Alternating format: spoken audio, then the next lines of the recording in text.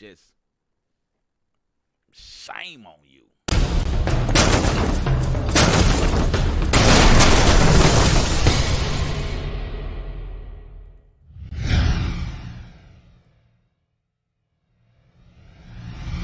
Never change.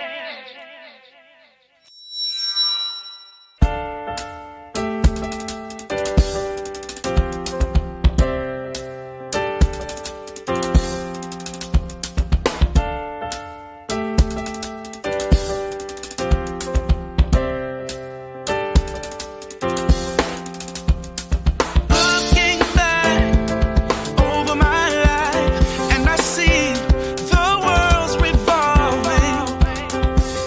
Friends have gone, I was on my own, but I found myself surviving.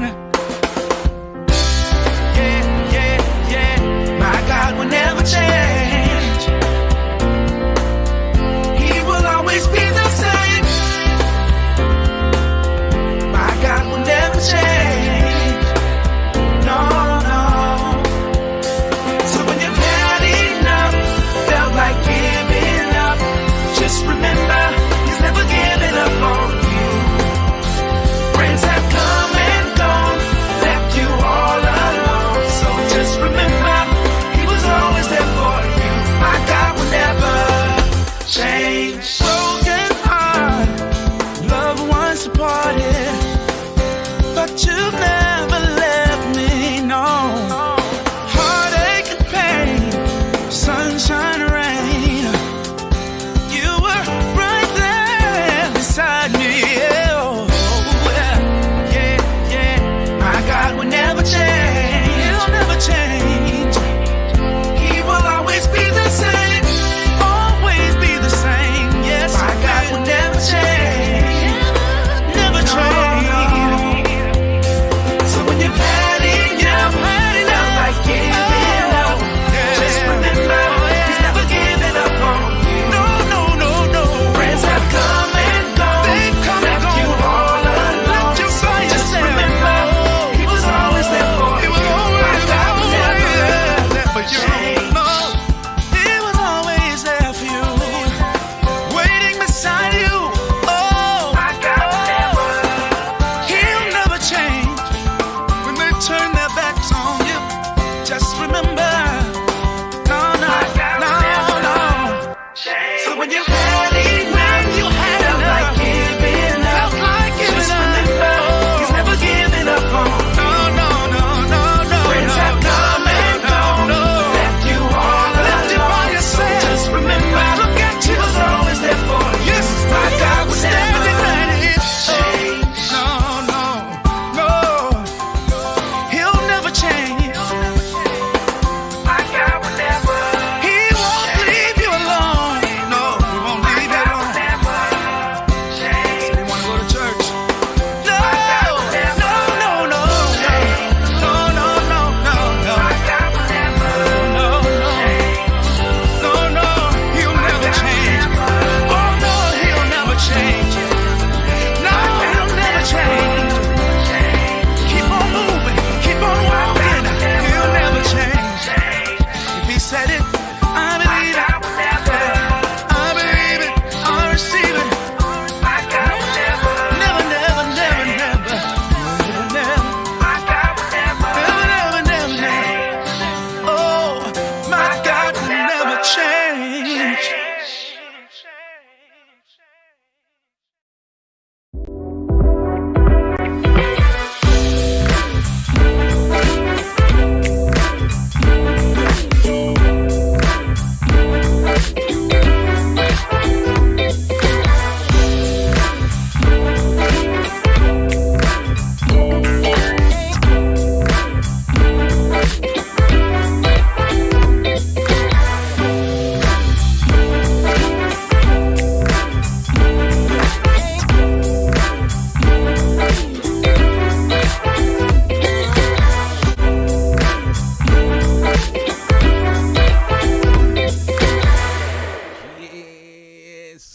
Good morning, good morning, good morning, good morning. My God will never change. No, no, no, no, no, no. Good morning, ladies and gentlemen. Welcome to the Wake Bacon Coffee Morning Show. My wife always tells me not to sing, but hey, my God would never. Sorry, Pastor, for butchering your song. But I love you, though. Welcome to the Wake Bacon Coffee Morning Show. It is a beautiful Tuesday morning. Here I am, your host, Georgia First Black Governor. It is an honor and a privilege to be here. I thank God for being here, for waking me up, putting me in my right mind, giving me all my working senses, bodily functions, and everything. I thank everybody that is tuned in at this hour with us between Facebook, YouTube. I thank God for each and every one of y'all. Good morning, Miss Edge.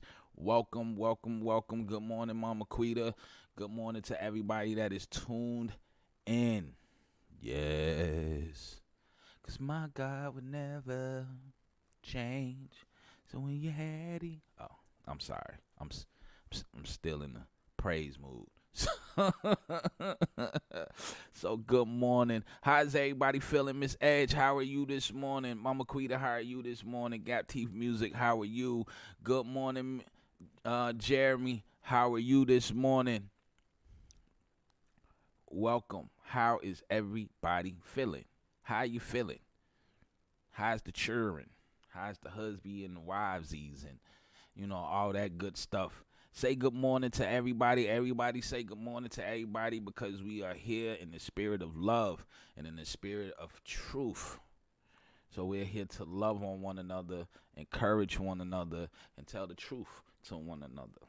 And sometimes truth hurts, but, I've learned that the hard way. Miss Ed said I am great. Jeremy said I am good. That is good. Who's all on YouTube? Sometimes I feel like I be ignoring the people on YouTube because Facebook is like right in my line of sight. And then sometimes people come on Facebook and I don't even know they there. So if you're live, say something, say good morning, comment on the show. Big Juice, what it do? Good morning, Big Juice. How you doing? If you're on YouTube, say something, say good morning to each other. How are you feeling, Big Juice? How you doing this morning? If you are on Facebook, hit the like button, hit the share button. If you are on YouTube, definitely hit the like button, hit the subscribe button, hit that notification bell so you'll know every time we come on with a show or we do a pop-up video. So I thank everybody for tuning in. I'm good. I am blessed. I'm thankful for my wife and all my children. Not children, but children. All my children for being alive this morning. I am grateful, thankful for our parents, family, friends, siblings, and all the good stuff. Because a lot of people did not make it this morning. So just be grateful that you are amongst the living this morning. So, our title for the day is The Fear of Failure with a Sense of Entitlement. The fear of failure with a sense of entitlement. However, before we jump off into that, Mama Quita said, good morning. I'm grateful and appreciative. Yes, ma'am. So before we jump off into our topic for the day, our verse for the day comes from Proverbs 1:7, and our other verse for the day comes from Proverbs 15:1-2, and verse 4. So, Proverbs 1:7 says, the fear of the Lord is the beginning of knowledge, but fools despise wisdom and instruction. The fear of the Lord is the beginning of knowledge, but fools despise wisdom and instruction. And it's crazy because I never set these up, but I love how God just makes everything like fall like right into place. Pow, pow, pow, pow. I love it. I don't know if y'all love it, but I love it. The fear of the Lord is the beginning of knowledge, but fools despise wisdom and instructions. That is Proverbs 1:7. Now, Proverbs 15:1, 2, and 4 says, a gentle answer turns away wrath, but a harsh word stirs up anger. The tongue of the wise adores knowledge, but the mouth of the fool gushes folly. The soothing tongue is a tree of life, but a perverse tongue crushes the spirit. And that came from God's For Us. You can go to godsforus.com for the second reading of today. Also, it's posted on Facebook, so you can go to Gods For Us. Gods For Us also has a Facebook page. And that came out of Proverbs 15. I'll put them in the description box, well, in the comment section. Gods For Us. Yes. So you can see it. Ow. No, what are you doing? So a gentle answer turns away wrath, but a harsh word stirs up anger. The tongue of the wise endures knowledge, but the mouth of the fool gushes folly. The soothing tongue is a tree of life, but a perverse tongue crushes the spirit.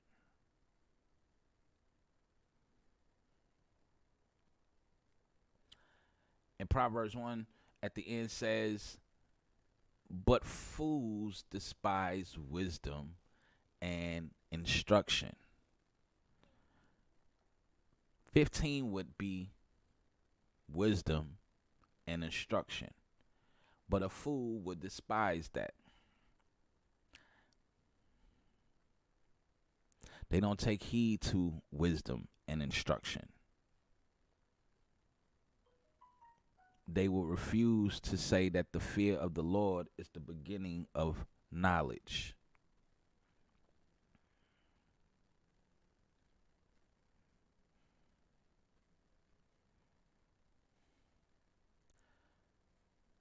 Have you ever noticed that you can get yourself out of situations with just a gentle talk? A lot of things that we see on social media that are caught on camera, especially between police and certain people, will go over well with a gentle answer. But what happens in the exchange is harsh words. So anger is stirred up.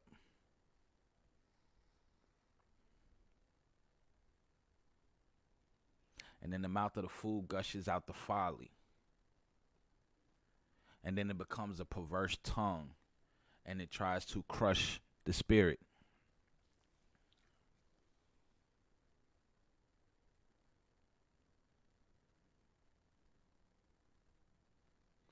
So you have to be careful, because they also say that the life and death is in the power of the tongue. Watch what you say to yourself, and watch what you say upon yourself. It's funny because I was in the Good Morning Miss McCray. I was in the gas station yesterday, and I looked up and I saw a mask that said, I can't breathe. Why would I tag myself with the words, I can't breathe? That means that I will suffocate my life spiritually before I do it physically. This also let me know that people never paid attention to the late, great Tupac Shakur. Because imagine if Tupac would have spoke more life over his life, spoke more of the goodness of what he knew over his life, he probably would still be alive today. But he spoke more death over his life. He spoke more about dying. And then when it happened, the world was in disarray.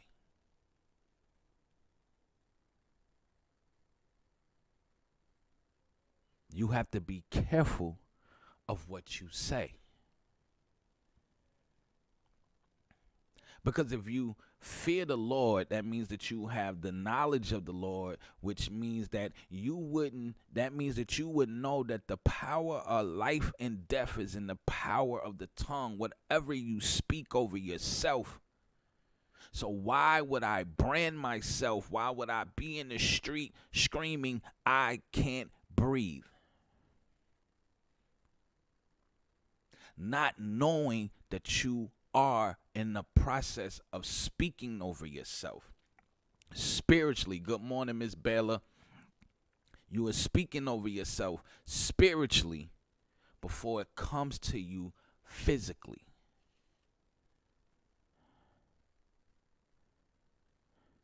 Big Juice asks a great question. Why would you wear a mask? I can't breathe, but you're still walking around. Doesn't make sense to me either, Big Juice.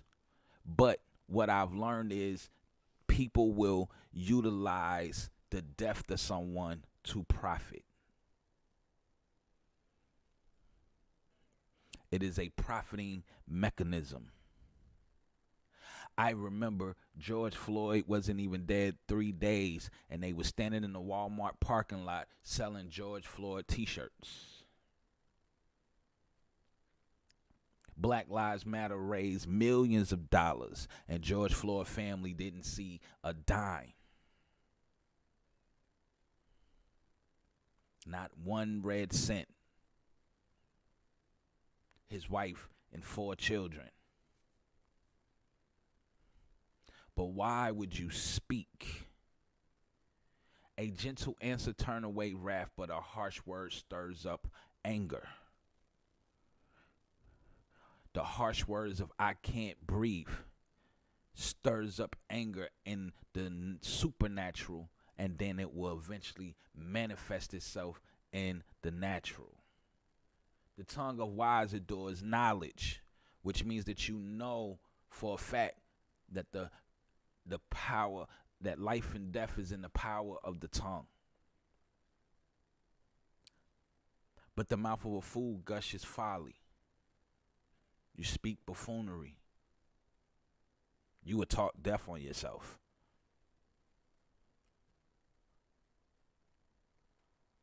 The soothing tongue is a tree of life. Because if you fear God, and if you know God, and if you abide in God, and he abides in you, and if you abide in his word, and his word abide in you, you know to speak life. Why would you speak death? You would speak life. But a perverse tongue crushes the spirit.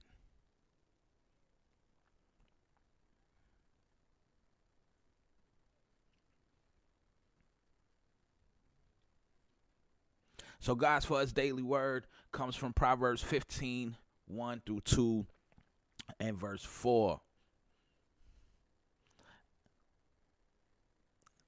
And the daily scripture for the day comes from Proverbs 1 and 7. The fear of the Lord is the beginning of knowledge, but fools despise wisdom and instruction. Big Juice said, I understand why people are wearing all of this, but are they really showing off or really even care about those people? No, they don't, Big Juice. And I think you already knew the answer to that. Because if they truly cared,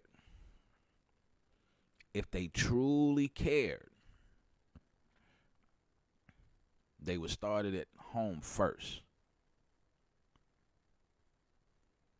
They would teach certain things. And it's funny you say that, Big Juice. Oh, man, I love how God is moving this morning. Because if they really cared, they wouldn't fear failure. And they wouldn't have a sense of entitlement. And that's our topic for today. So, before we get into the topic, guess what? We're going to take a break. I'm going to let you breathe and think about that. So, good morning, everybody. Again, thank you all for tuning into the Wake Bacon Coffee Morning Show. I am your host, Georgia First Black Governor. If you are on Facebook, make sure you hit that like button. Make sure you share. If you're on YouTube, make sure you hit that like button. Please hit that like button. Hit the subscribe button. Hit the notification bell so you can get the notifications every time we come in. Invite in your family and your friends. Let them know what we're talking about today. Let them know what's going on. Don't let them miss out. Because God is moving this morning, not Gov. So guess what? We'll be back with more of the Wake Bacon Coffee Morning Show, live with Georgia First Black Governor.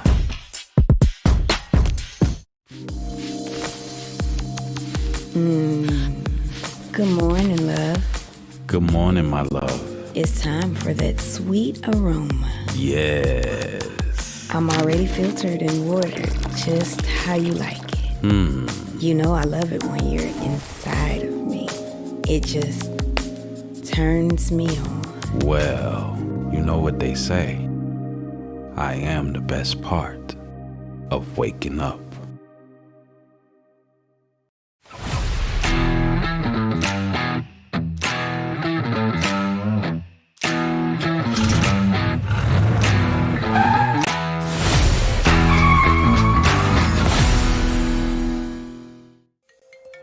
In 2020, so much has changed in the morning. The way we work, the way we communicate, even our commute. However, there's one thing that hasn't changed in the morning. It's still the best part of waking up.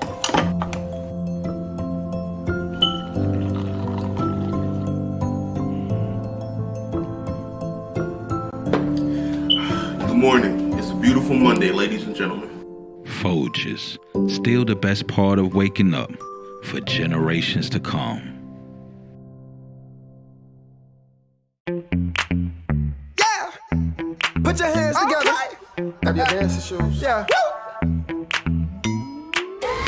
I don't even sweat the haters. My swag just make me an instigator. You just gave me breath, don't need a ventilator. Gotta protect me from all these infiltrators.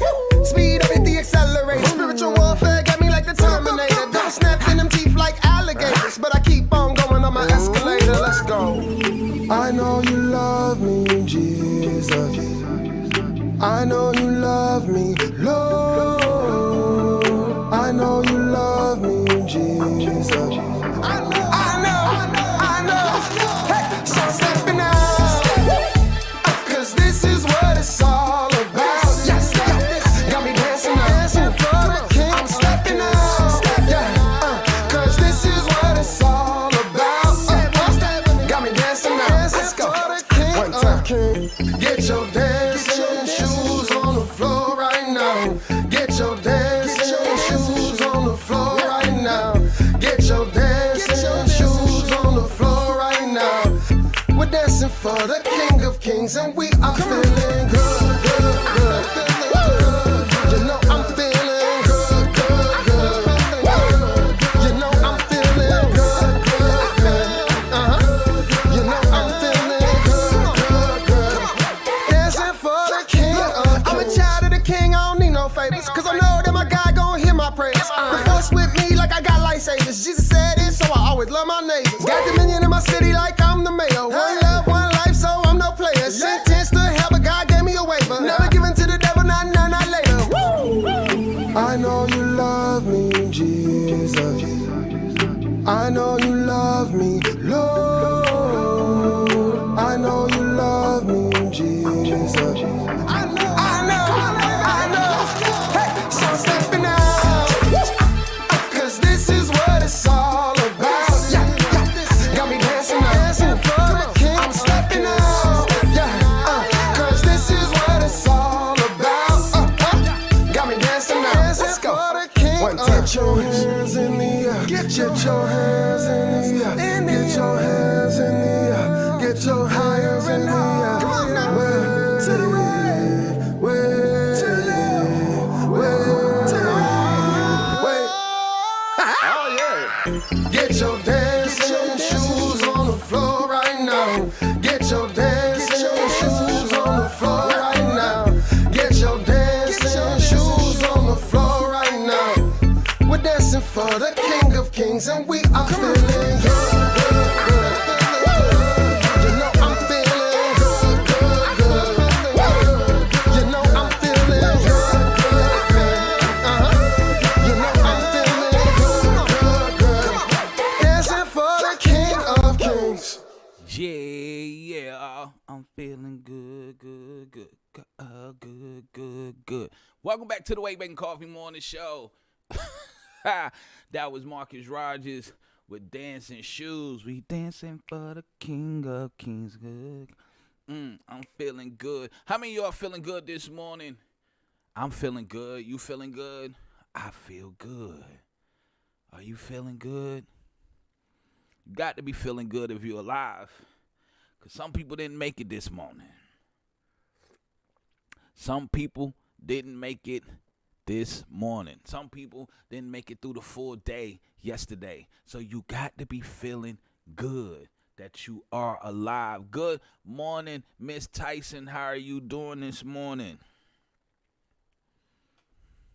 You got to be feeling good. I feel good when you hit the like button on YouTube, and I feel good when you hit the like button on Facebook. I feel good when you share them both. Share the good news. Yes, because I'm feeling good, good, good. Good, good, good. Yes. Feeling good. Good. I'm alive. The wife is alive. You know, I could be frustrated sometimes, but I still got to feel good. Even give praise to God through the frustration. Even give praise to God through the pain. Give praise to God through the ups and downs, through the anxiety, through the hurt. I promise you, you'll still feel good, good, good. Oh man. Yes. So, we're here for our topic for the day, the fear of failure with the sense of entitlement. Now, the Bible does say in 2 Timothy 1:7, for God have not given us the spirit of fear, but of power and of love and of a sound mind.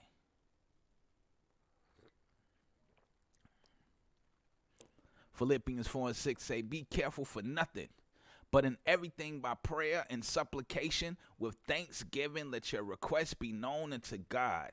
7 says, and the peace of God, which passeth all understanding, shall keep your hearts and minds through Christ Jesus. And 1 John 4:18 says, there is no fear in love. And how many of us know that God is love? So that would mean that there's no fear in God. Say, there's no fear in love, but perfect love casteth out fear, because fear has torment. He that feareth is not made perfect in love.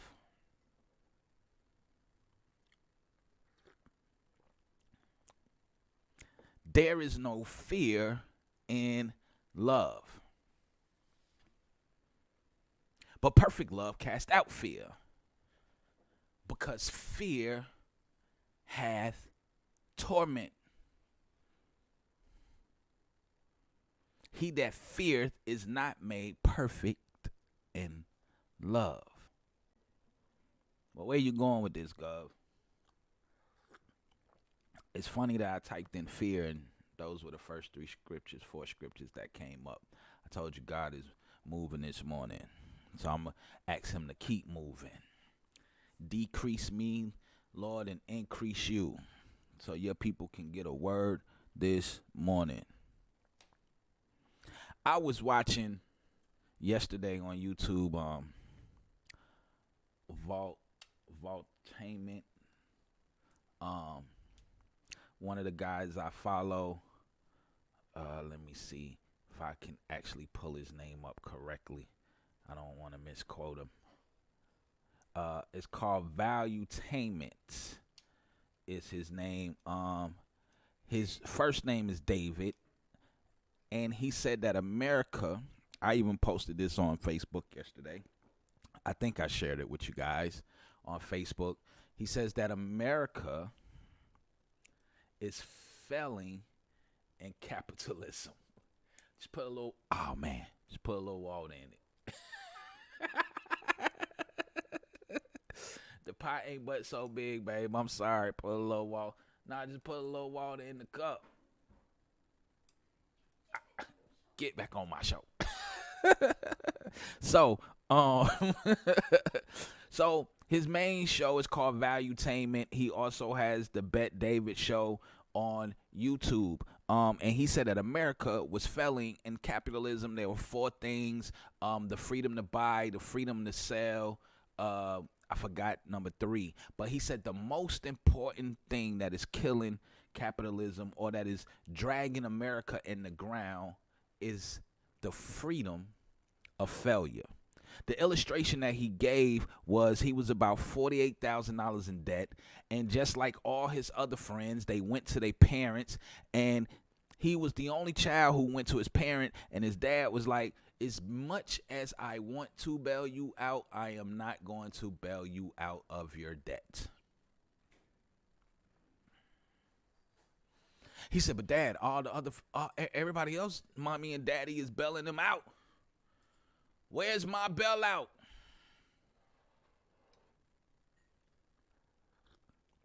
He said his dad refused to bail him out. The fear of failing has plagued America. The freedom to fail. Because what a lot of people fail to understand is that success comes from failure.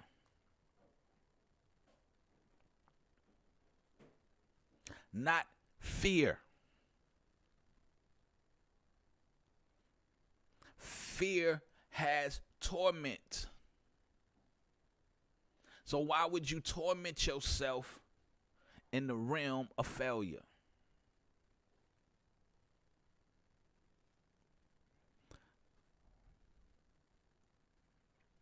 Courtesy of the Clintons, we now have No Child Left Behind.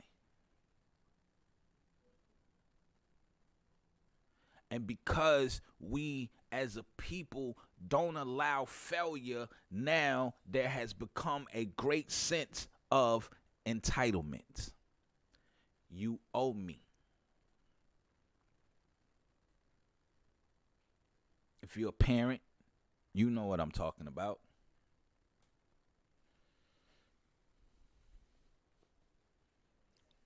It's a gimme, gimme, gimme, and not what I can give and bring to the table as well.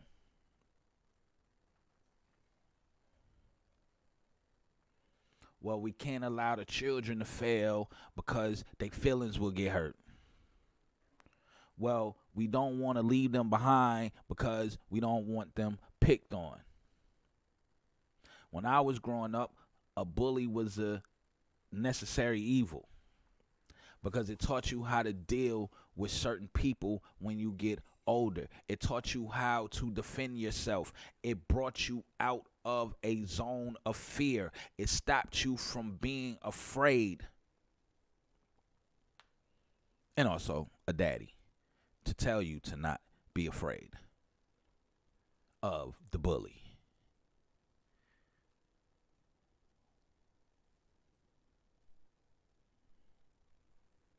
But failure now has become the fear. Nobody wants to fail. I'm pretty sure y'all saw the first Folgers commercial that was played. The failure behind creating that commercial was over and over and over.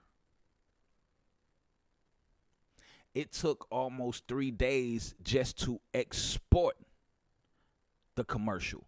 That didn't count the week and a half of editing. That didn't count 2 days of filming and then have to scratch it because it was a failure and then go back and refilm it again.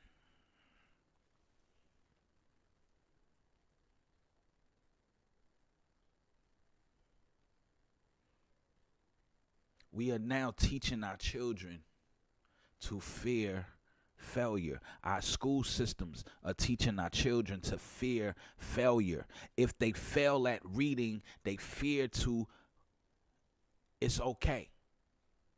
Not knowing that now you are breeding a child with a sense of entitlement to where now you owe me something, and now when the child comes out into the real world and can't read, now he will protest down the street and say it's the government's fault. They would then protest down the street and say it's systematic racism that I couldn't read because they was afraid to fail. And because they were afraid to fail, now they have a sense of entitlement.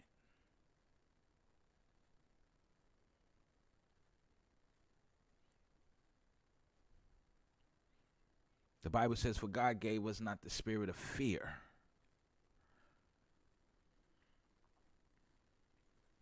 but of power. Which means that if I fail, I have the power to try again. Whatever I have the passion for, the love for, to try again, I can do it in a sound mind because I can now sit down and see where I failed at, where I went wrong, and how I can make the correction.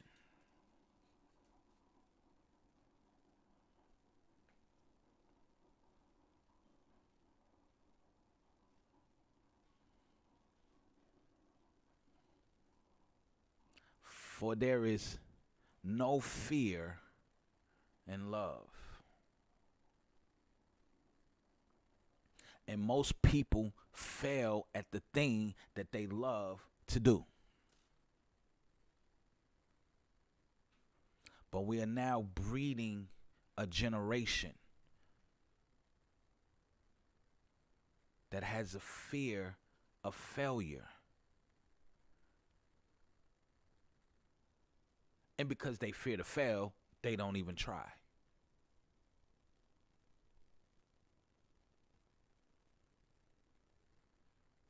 Can we blame the teachers? Do we blame the curriculum? Do we blame the parents? Do we blame the school board? Do we blame those that are in charge? Or do we all collectively play a part in this fear of failure?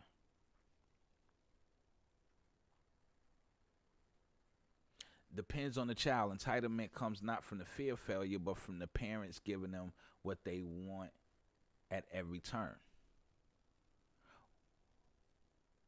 Well, because you failed to try, you're now placed into a sense of entitlement. Because I know mommy and daddy is going to give me what they want. Hey, auntie.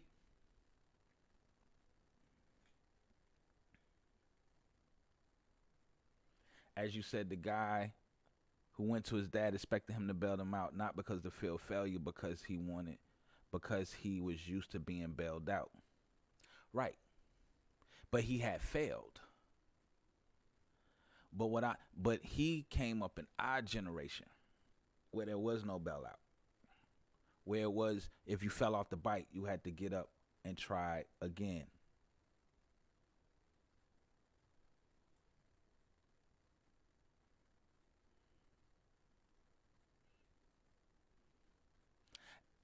And a lot of people are afraid to even try because they fear the failure. And so if you don't try,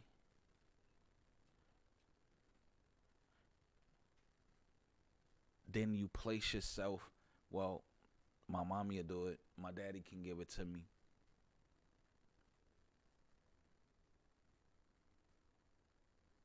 So now the lack of trying and the lack of fear of failing now leads us into a form of a sense of entitlement.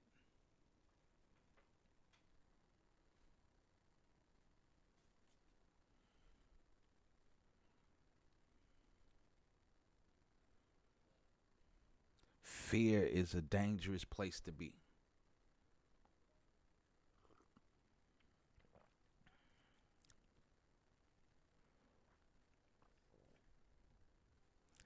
Fear will stop you from accomplishing your goals.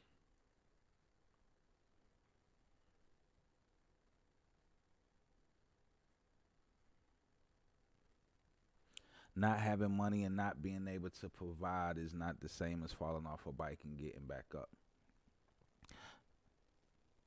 So let me clarify myself.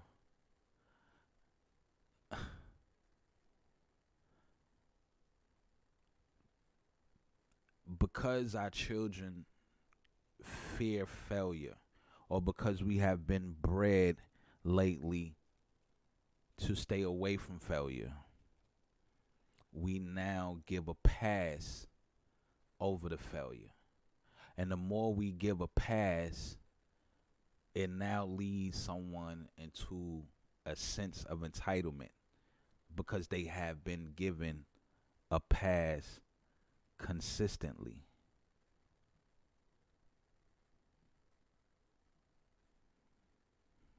Right. He failed because his parents did have the money. But no. He failed. Now he wanted his parents to bail him out because he had the money, which is true.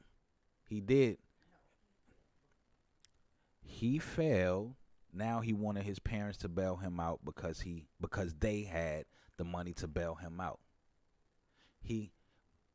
But his dad allowed him the freedom of failure, so he can go out and try to get himself out of debt. His thing was that, and I'm sorry, I was reading the comments. His thing was America has his thing was America has taken away the freedom of failure, which is one of the components of capitalism. And by taking away the freedom of failure takes away the lack of trying. And if that takes away the lack of trying, if you fear the failure part, that means that you won't even try. And if you do fail, but I give you a pass in your failure, time and time again, that now leads to you having a sense of entitlement.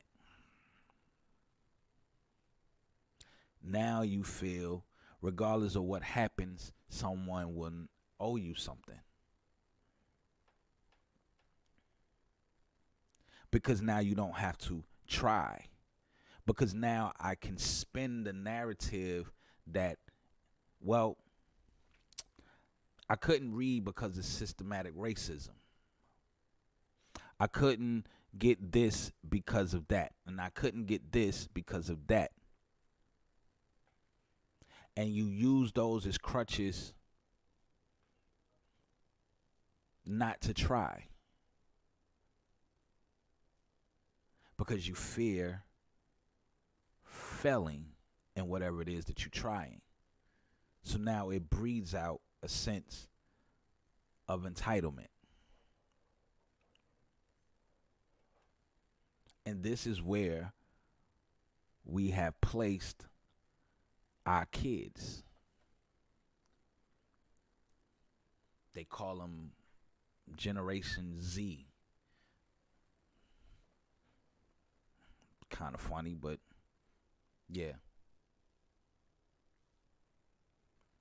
Oh, so you can go with that one? Okay, cool. High beans.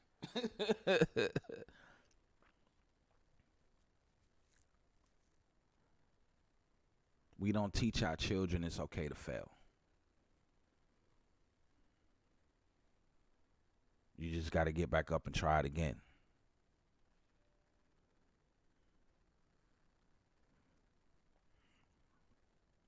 I failed at a lot of things. And we don't give them the freedom of failure. Because you might fail over here. Okay, well then you can go try this. And you might fail in that. So then go try this. But what happens is once they fail, they don't try anything else. And because they don't try anything else now is I have this entitlement. So how do we break that? How do we get away from that? Because the Bible says, because fear has torment, how do we pull them out of the torment? And let them understand that it's okay to fail. America was built on failure. Some of the greatest people in the world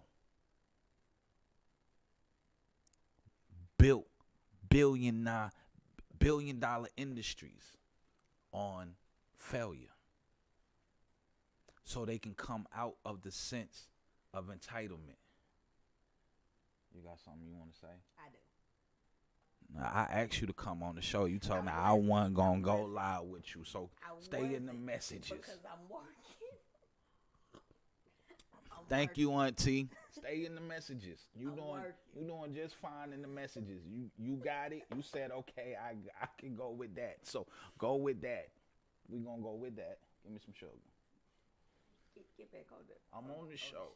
You interrupting the show at this particular point. So I don't really agree with the fact that the fear of failure has anything to do with the entitlement. The entitlement, to me, in my opinion, from what I've seen, comes more from... They can't hear you speaking to the mic. Oh. So you don't agree with the fear of failure being a sense of entitlement? Let me just be a little bit louder. No, I don't agree with the fear of failure being the reason for the sense of entitlement. The sense of entitlement, from what I've seen, comes from our kids being spoiled from us. Because we're trying to give them what we didn't have. We're trying to make sure that they have whatever they want. And now it's a generation of I want, I get.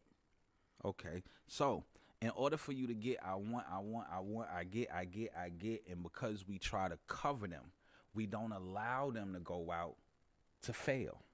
Right. We don't. So Okay. the fear of failure But- now because not necessarily the child has a fear of failure. What I said was, think about child being in school. And because the school system is now set up with a fear of failure, they won't allow the child to fail. Now, even if they fail, they still give them a pass. And they pass them and they pass them, knowing that Well, here's that a... depends. Wait, hold on. because- It depends on the school, but the system itself, what I mean is, the system is designed and has been designed lately for no child left behind because of the emotional part. They don't want their feelings hurt. They don't really want to give them the opportunity to fail. So if I don't give them an opportunity to fail, if I keep giving them and getting them and giving them because they want to get, because they are gimme, and I want to give, that now because I won't allow them to bump their head, now they have some sense of entitlement. Just like you always tell me about the girls. Let them fail. Stop bailing them out. So if I keep bailing them out, they're going to have a sense of entitlement to where, hey, I can just call daddy. I need something, just call daddy. As opposed of allowing them to fail But and okay, to so- try but here's the thing. to figure it out. It's not that you haven't allowed them to fail, because they've already bumped their head. They've already come to a place of a certain length. I'm gonna say length for a lack of better words. They've already come to a certain point of failure Okay. in order for them to even have to reach out to ask for help. Right. So by them reaching that point of failure, they continue to ask out for help. If I continue to jump in, they now feel they have a sense of entitlement.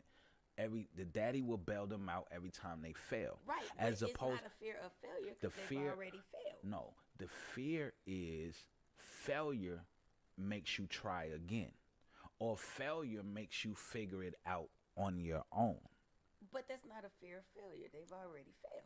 No, they won't. It's just the entitlement that goes with it. The fear of failing, a lot of times they won't even try to do something of the fear of failing.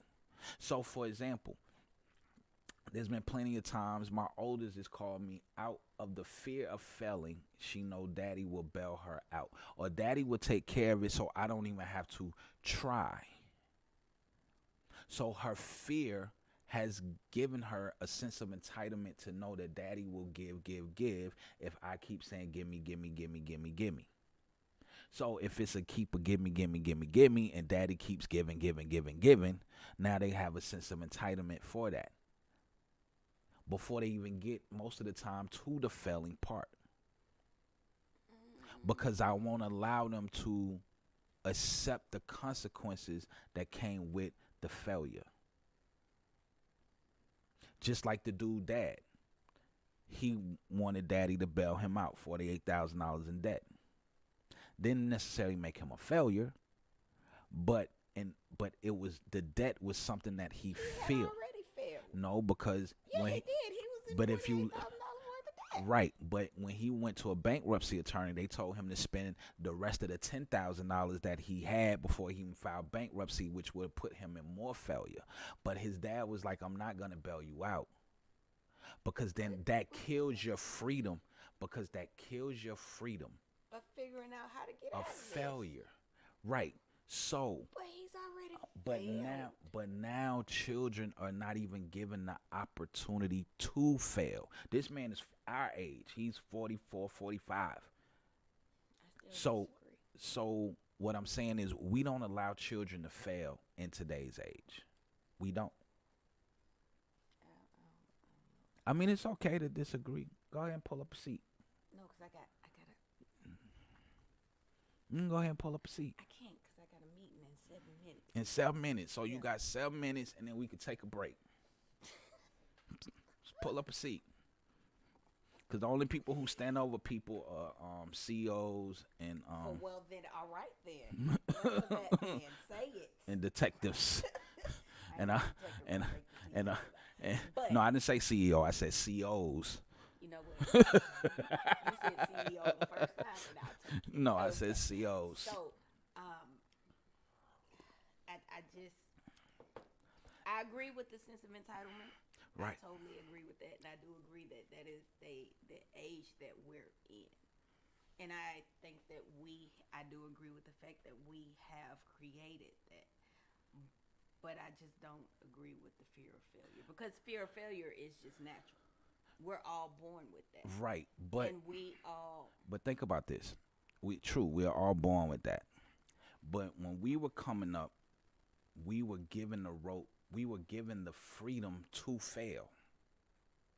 Now children aren't given the freedom to fail. I don't think that, I personally don't think that there is well, let me rephrase that. If they weren't given the freedom to fail, then they wouldn't ever get to a point where they had to ask for help. Okay, so think about it this way. I was speaking with a couple of teachers. They said the one thing that they hate, especially teachers who are our age and older, the one thing that they hate is, or they didn't understand, or they don't understand. Good morning, Mom, Miss Margot. One of the things that they didn't understand was when they were growing up. And okay, so what I was told, even by my dad, is they don't properly prepare the children for real life. They don't. So in real life, you fail and you will run into failure. My dad said in the real world, if something is due on Thursday, they want it on Thursday. It's not, okay, well, You don't have it, oh, turn it in on Monday. Oh, you don't have it on Monday? Okay, turn it in on Tuesday. Oh, you don't have it on Tuesday? Just turn it in next week. Or you could turn it in next month. Or we'll figure out a day for you. No. Thursday, I need it. You don't have it, you fail. Simple. But when we grew up, we had the same grace. We were given grace in the second quarter. No. But the thing was, even though we were given certain graces, we was still we wasn't given, it didn't come across as a sense of entitlement. We couldn't constantly do it.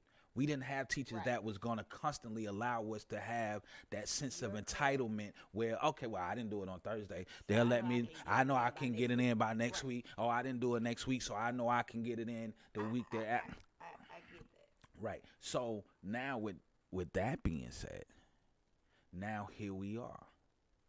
Now the way that they are pushing the children now is they are taking away their freedom of failure. Because like he said, there were 4 things that bring up a capitalistic system. So I would say before it's 8 minutes long. Go watch the video real quick. I heard it when you was listening to it. So, the freedom to sell, the freedom to buy. I forgot the third freedom, but he said the number one thing that makes up a capitalistic system is the freedom of failure. But you have to think about, he's talking about in a different sense. Because you think about it. Okay, so. You got 3 minutes. Make it quick. I don't want you to be late for your meeting. Oh, I'm not going to be late for that meeting. Think about it. When you have a business, then that's it right there. Holly. She said, I believe these children are protected because we don't want them to suffer. I personally know a woman who is doing her son's homework because he has basketball practice. I think they have no hunger to make things happen on their own. Exactly. Right there. So if you don't have the hunger to do it on your own, then you would never taste failure. The mother fears the failure. So the mother fears the suffering. So she would do the homework so her son can practice basketball. But there's no guarantee he gonna make it to the NBA. There's no guarantee. I'll share something later about teaching our children failure. So because we are protecting them so much and we're giving them, we taking away, we're putting the fear to fail. It ain't even always on the child. The mother fear her son failing. And she will put basketball over him academically to fail, but in order to give him the opportunity to try. So 10, 15 years from now, if he can't read, he feel he has a sense of entitlement, and now somebody owe him something. Now he is marching in the streets saying it was systematic racism. And that's just a joke. But what I'm saying is, if, say his mom's stopped doing the homework for him. Mm-hmm. But mama, you've been doing it already. Mm-hmm. So that kind of gives him some type of sense of entitlement. But she's taking away the power of failure. Because now because taking away the power of failure now takes away the opportunity to even try. Okay, I gotta go. I'll be back. You'll be back? Maybe. Yeah, you sure? No, it's crazy. Because I asked you, was you coming on before I even hit the start button? And you said no. But then you want to come in and jump in. And you could have typed all that out. What it do, Josh, son? Welcome to the Wake Back Coffee Morning Show. Ladies and gentlemen, we going to take a break. We're going to take a break. And y'all already know the saying. We'll be back with more of the Wake Back Coffee Morning Show, live with Georgia First Black Governor. Where we communicate, even our community. Good morning, love. Good morning, my love. It's time for that sweet aroma. Yes. I'm already filtered and watered, just how you like it. You know I love it when you're inside of me. It just turns me on. Well, you know what they say. I am the best part of waking up. In 2020, so much has changed in the morning. The way we work, the way we communicate, even our commute. However, there's one thing that hasn't changed in the morning. It's still the best part of waking up.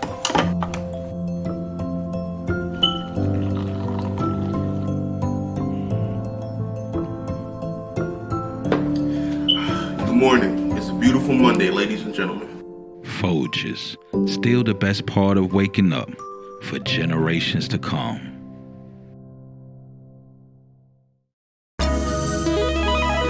Yo, Vegas. You know they say there's no more good men out here, right? I guess we're not that easily impressed. Tell me, do you really know what love is? In and out relationship worthless. Man was put on earth with a purpose. Good woman by his side, together focused. See, listening to your friends can get you caught up. When you're going through the motion, hit God up. See, man was put on earth with a purpose. Good woman by your side to stay focused. So can you be the first lady, stand next to the governor? God's the foundation. That solid love, looking for a nigga. I put away niggerish ways, long with childish things. I'm a grown man. Can you sit at dinners that are correspondence? Know how to place your toes in sands and beaches for a rand. Say understand, my blessings come in the abundance. Know I attain favor. If it's you I find. I love how you teach through your speech. You walk like a virtuous woman. So baby, can you preach? Does wisdom grace your tongue? Can you stand next to a king? Say nah, I ain't chasing riches. It's wealth I'm leaving, a heritage for our children. Starting it off with wisdom. And all of your getting understanding. Get this, the realest thing I could ever tell you is lean to God's understanding, not your girlfriend's whispering. Tell me, do you really know what love is? In and out relationship worthless. Man was put on earth with a purpose. Good woman by his side, together focused. See, listening to your friends can get you caught up. When you're going through the motion, hit God up. See, man was put on earth with a purpose. Good woman by your side to stay focused. Say, are you in church to find man or to find God? What are you bringing to the table besides that pretty face? What's between your thighs? Your pause has its answers, it contradicts your eyes. Cover girl lies. Are you equally yoked with those you associate? With your girlfriend's drama be defecation we never ate? Say, do you have children? Do you love being a mother? What's the relationship like between you and the father? What's the bond with your parents? Where you see yourself in 5 years? Are you sheltered, driving, working? Are you moving up in corporate? What's your views on celibacy? Marriage, family, honesty, loyalty, have a sense of humor.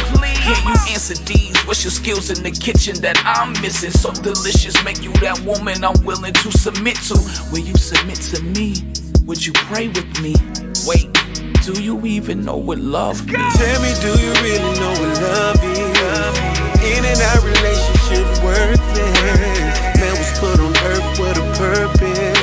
Good woman by his side, together focused. See, listening to your friends can get you caught up. When you're going through the motion, hit God up. See, man was put on earth with a purpose.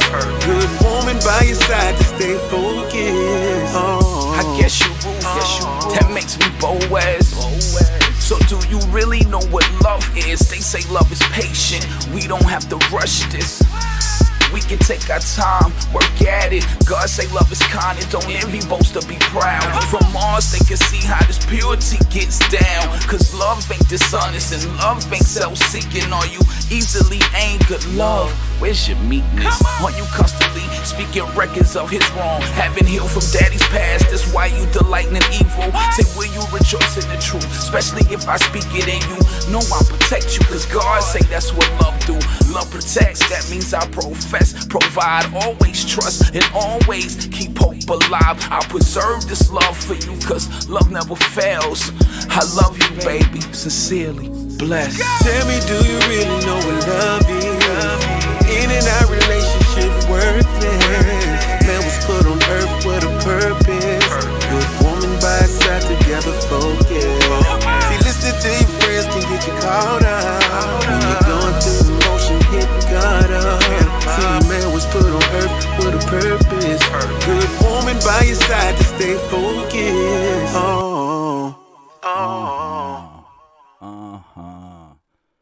Yeah.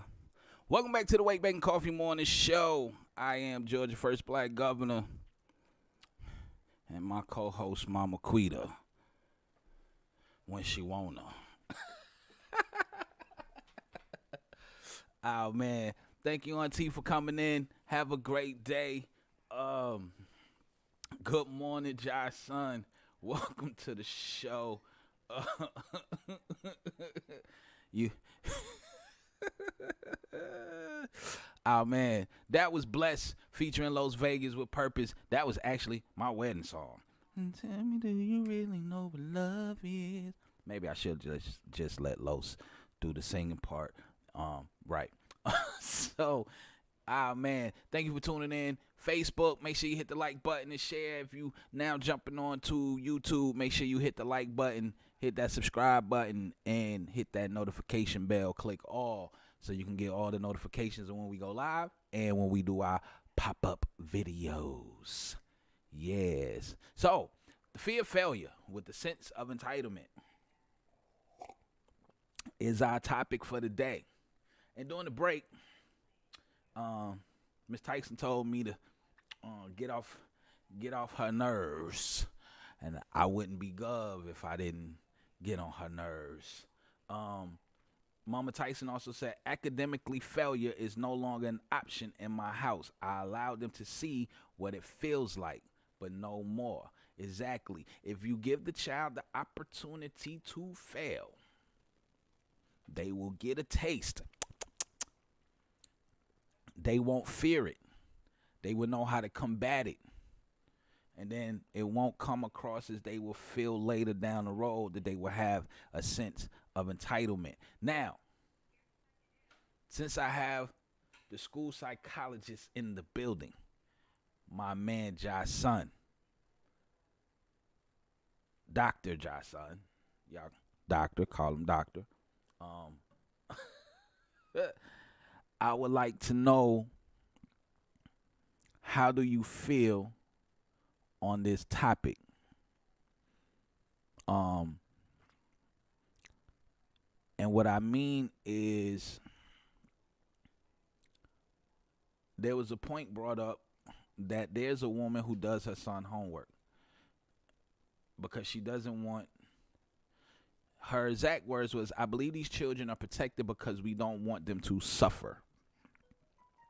I personally know a woman who's doing her son's homework because he has basketball practice.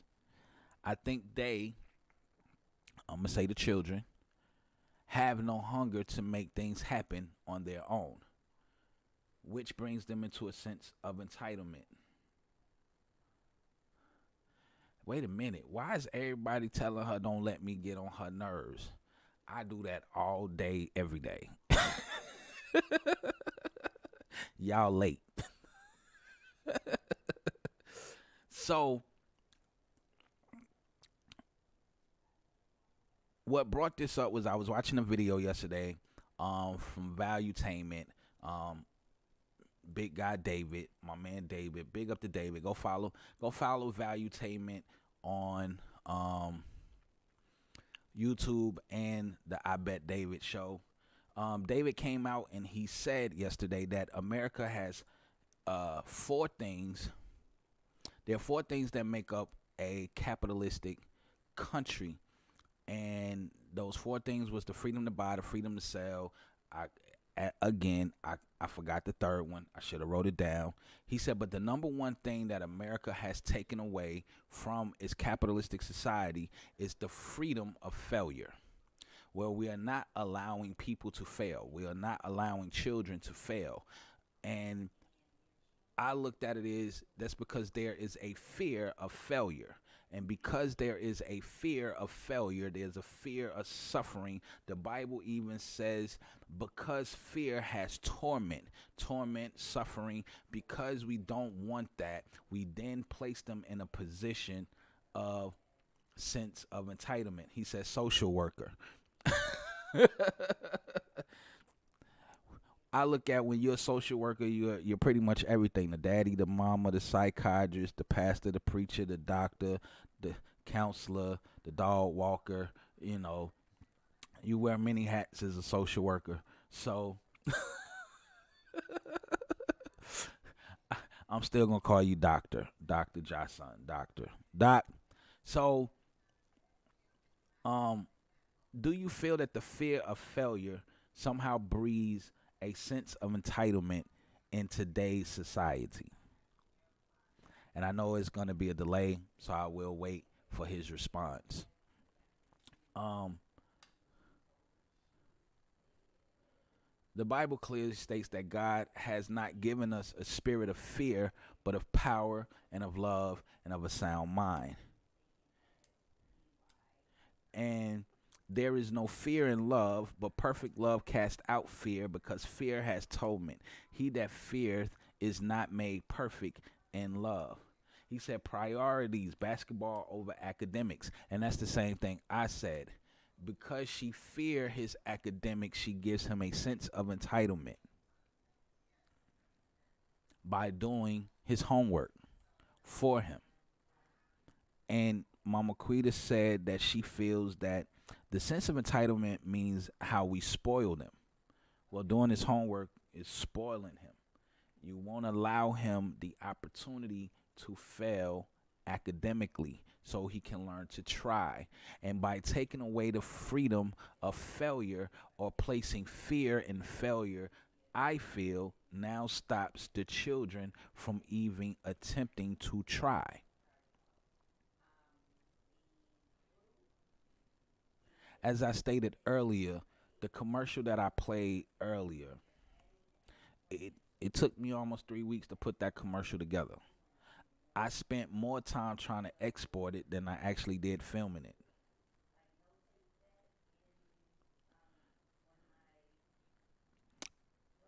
And the social, Dr. Jason said we are killing them.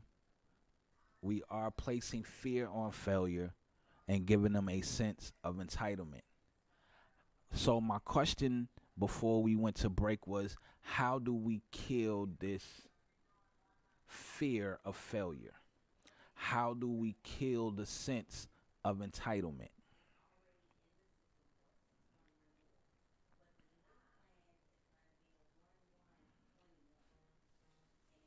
Should we?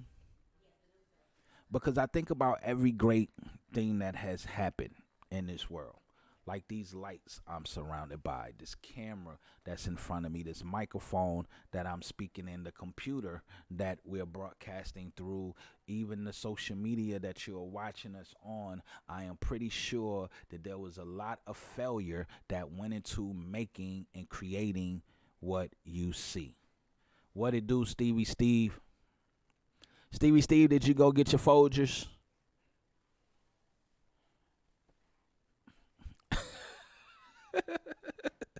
Stevie Steve said all this love and sex in the air just make him want to go get some Folgers. Best part of waking up.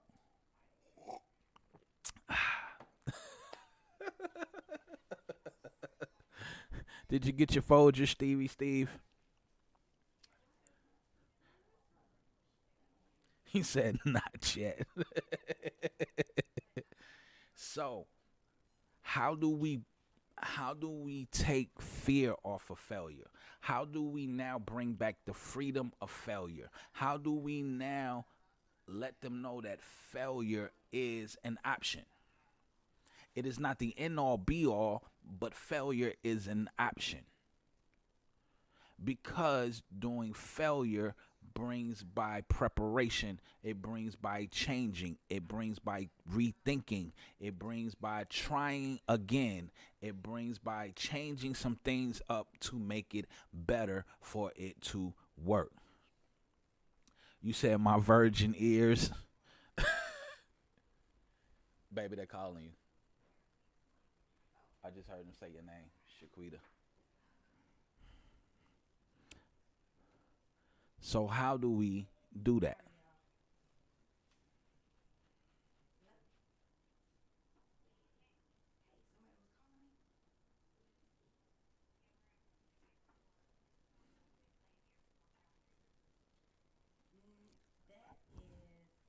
I'm really waiting to hear from Dr. Jason.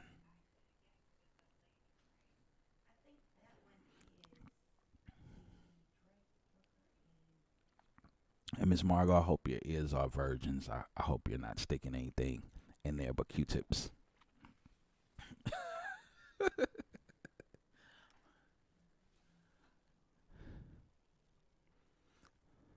So how do we kill the fear of failure and kill the sense of entitlement?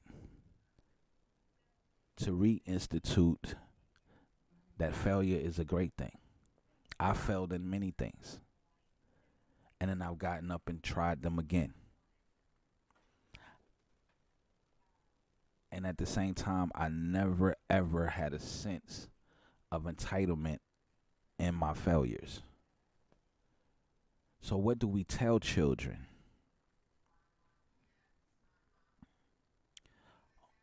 What advice do we give them? Because this is now a new generation where no child gets left behind. Because we don't want to hurt your feelings. We don't want you to feel bad. We don't want you to cry. We don't want you to suffer. We don't want you to feel pain. But any true believer knows that there is suffering in the body of Christ. Walking with Jesus requires some form of suffering as he suffered.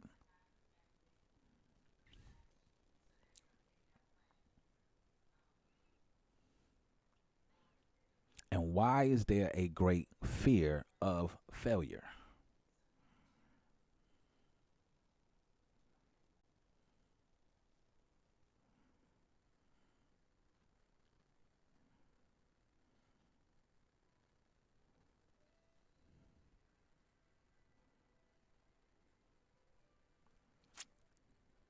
Nobody? Or is Jason typing the book?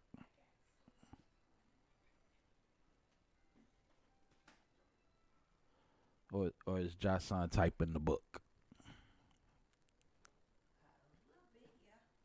And I'm not trying to talk sexy. I'm just respecting the wife as she's in her meeting.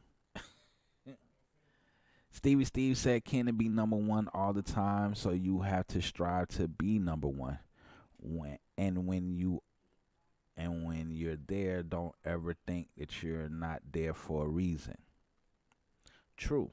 But now we don't even give children the opportunity to strive because we take away the freedom for them to fail. So how do we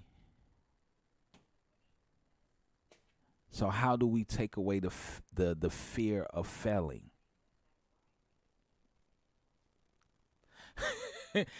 You made me have to pull over. The fear may come from different areas. One, it appears she doesn't believe in her son as an intelligent being that can achieve academically. Some parents. Right.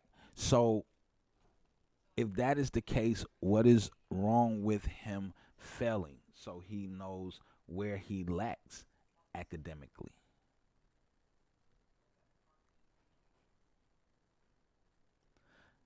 Go ahead and call me.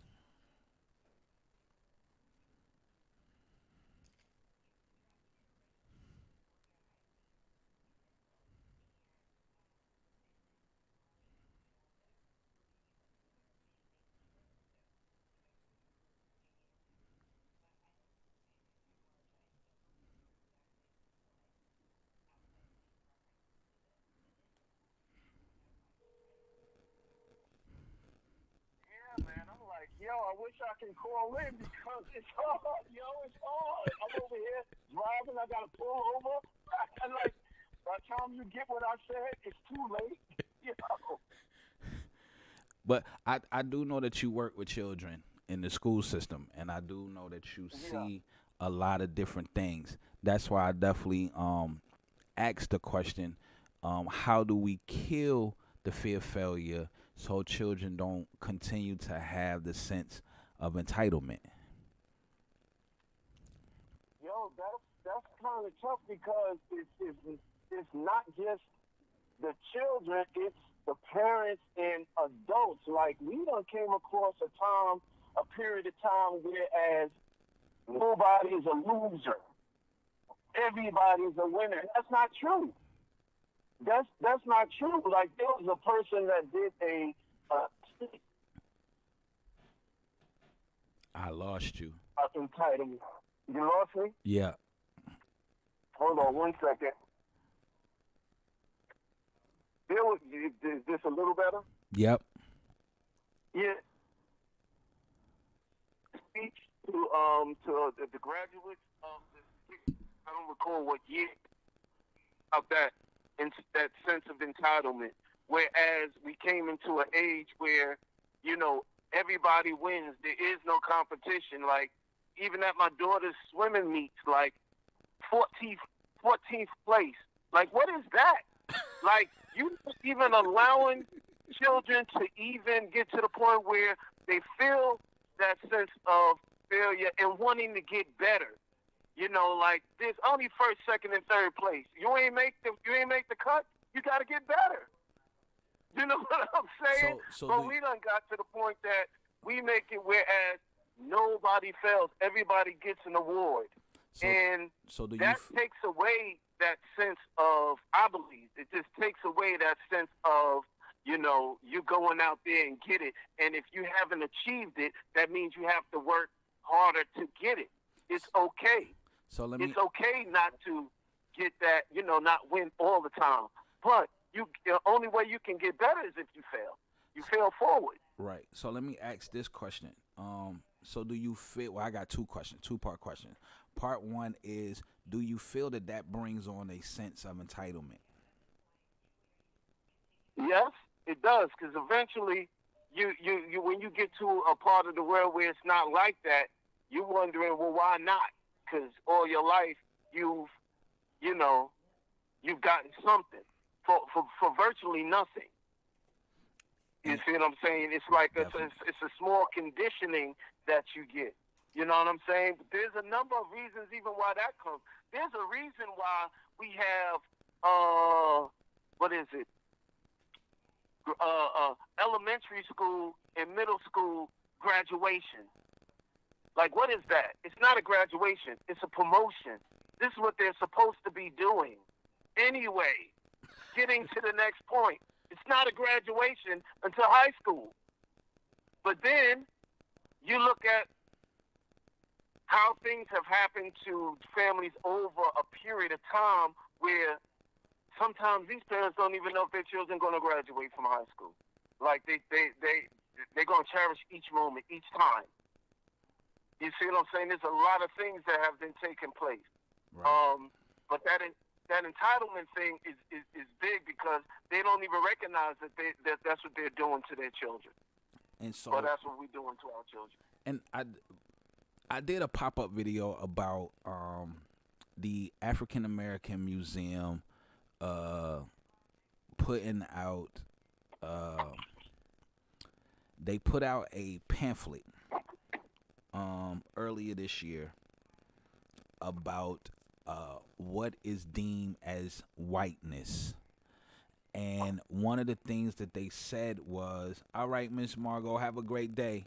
One of the things that they said was, one of the things that is deemed as whiteness, and pretty much the pamphlet was saying that this is whiteness and black people should stay away from it.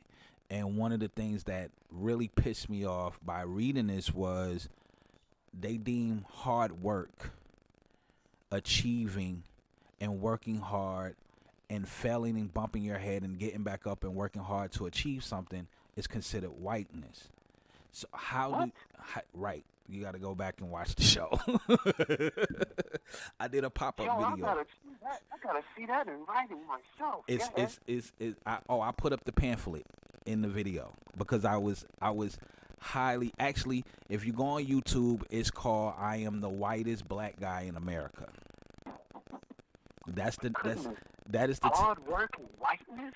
Right, that is the title of the video. It's called "I Am the Whitest Black Guy in America," and it's talking about certain things that they deem from the African American Museum.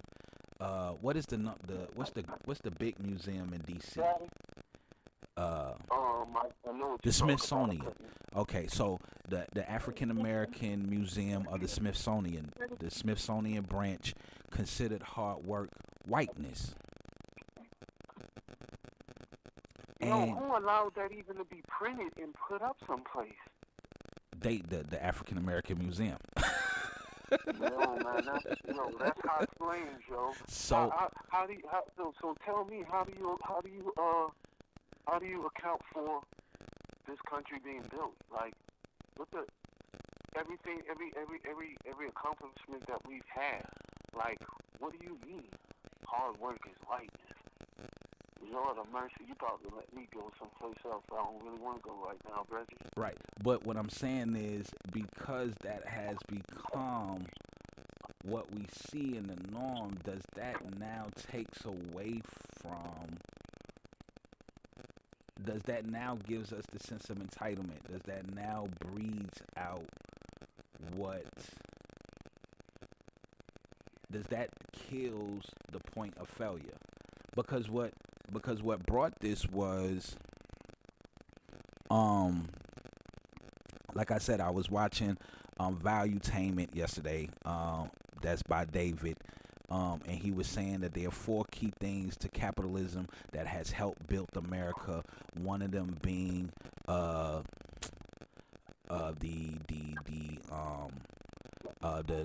freedom to buy, the freedom to sell, and also I forgot number 3, but number 4 he said, which is the number 1.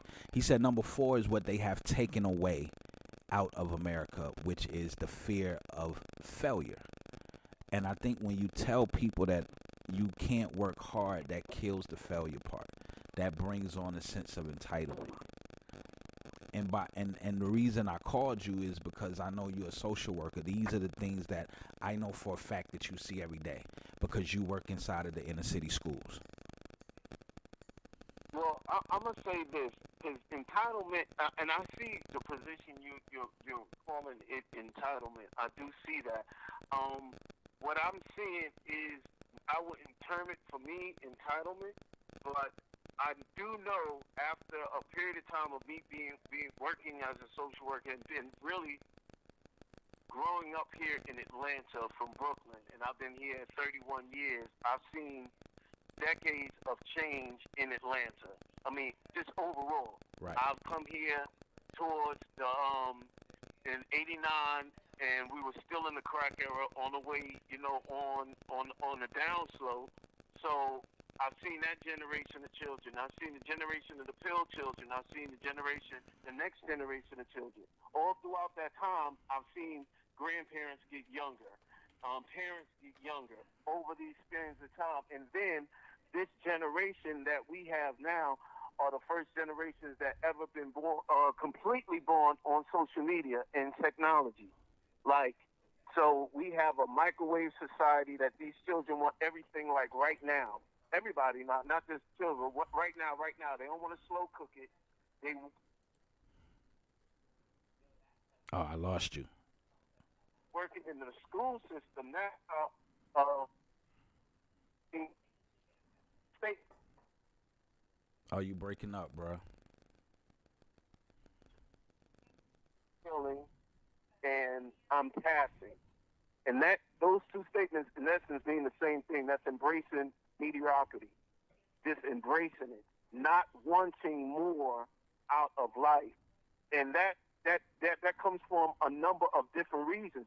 So what I'm saying is that you don't want more out of life. You don't look towards working hard towards anything because you have nothing to work towards in your life if you're at that point. But there are a generation that lives in the same generation that they do work hard. Right. There's a number of young people who they thirst for more and they are go-getters.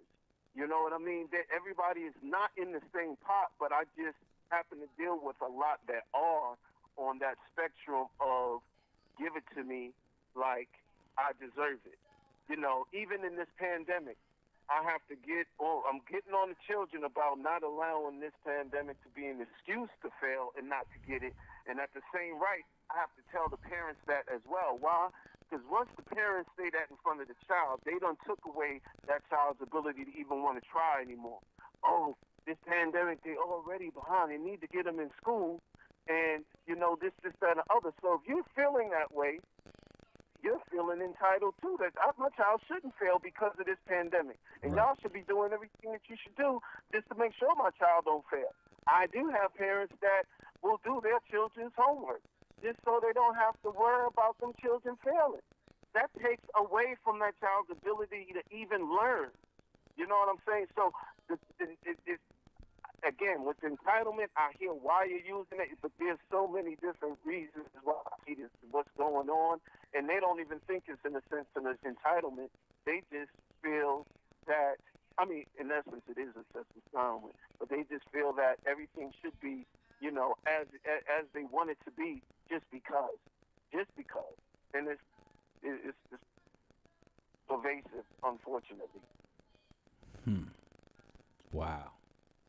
And it's crazy because I know you and my dad work in the same system, and to hear him say, you know, how the kids, a lot of them are blaming the pandemic. A lot of the parents are blaming the pandemic for what is taking place and what is happening. But my thing is, the school system has provided a way for your child to still learn, but you're going to use the pandemic as a crutch to allow your child to fail. And that's what I'm saying. I'm fighting it on two fronts. I'm trying to make sure, you know, because the children, they're already dealing with so many different emotions. They're dealing with, you know, a lot of them dealing with depression. They're dealing with some other, you know, things because they can't get with their friends, things of that nature. But trying to encourage them to embrace what's going on right now until it's not is a hard thing. You know, I have graduating seniors or those who's supposed to be on track to graduate. It's like, hey, if school don't open, you just gonna what? Quit? Because you can't get to school with your friends while school is still going on? That makes no sense. You're hurting yourself. So get in to recognize that. And again, like I said, when parents are there and the parents are co-signing off on it, listen, man, when this pandemic first started in March, and we went to virtual learning. First of all, our school system, I think, did our children a great disservice by announcing that nobody's going to fail. What type of statement is that? Now, you can have that in the back of your mind because you're going to work it out where they can make up certain things, but you don't tell them that straight up. Nobody's going to fail. Why? I call a graduating senior because they all of a sudden stop logging in to, you know, to do their work. The parent answers. Parent says, well, when we looked at the grade, he had a 73 in that class. What the MF? Ain't that a D? So that's good with you? That's good with you. This is the parent. This ain't the child I'm talking to. The parent telling me, well, when we looked, they had a 73. But isn't a This is supposed to 73 be a D? graduating senior. Isn't that a So D? that means that in your mind, well, I ain't got to do no more work. I'm already passing. Right. You see what I'm saying? But my question now becomes, okay, so now when everything opens and goes back to normal, how is the colleges going to look at you? Because in the real world, I tell my daughters this all the time. Nobody really cares about how you feel. In the real world, people care about what you can produce. It's all about production. It's all about what you can bring to the table. How you feel, your tummy hurts, it's a pandemic outside. Nobody really cares about that. We want to know, how can you still maneuver during a specific time, or how can you still produce during this specific time?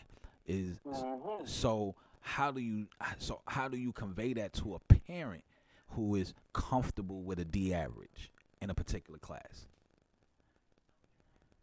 I mean, the whole fullness is attempting to get them to understand that portion, because you got to realize too, a lot of times, not all the time, but depending on the district you're working with and things of that nature, some of our parents haven't had a good experience in school themselves, and you can only give what you have. Right. You know what I mean? You can only give what you have. So it is about getting them to recognize certain things. So you on both fronts. You're getting the parents to recognize certain things. Like I had a parent yesterday while I'm going to, making these home visits when the children are not logging on and things of that nature. And of course he was upset. I already got a call and they're doing this, that, and the other, man. This pandemic and school need to be let back in, and I understood what he was saying, and I just had to convey to him, everybody is going through it at this time. Everybody. Children, parents, teachers. This is something no one has ever dealt with. So there's going to be learning curves. There's going to be mistakes made. But our whole end goal is to make sure that the children still have an opportunity to learn throughout this situation. Because we don't know when we're coming back. And just helping them to recognize that, we're going to work through it.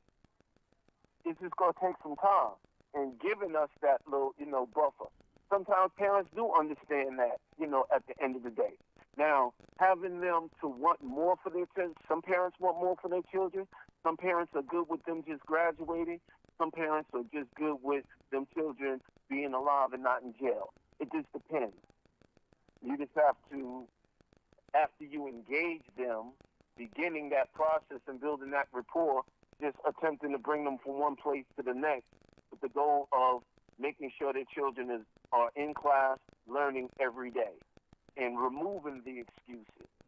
And that takes some time, removing the excuses.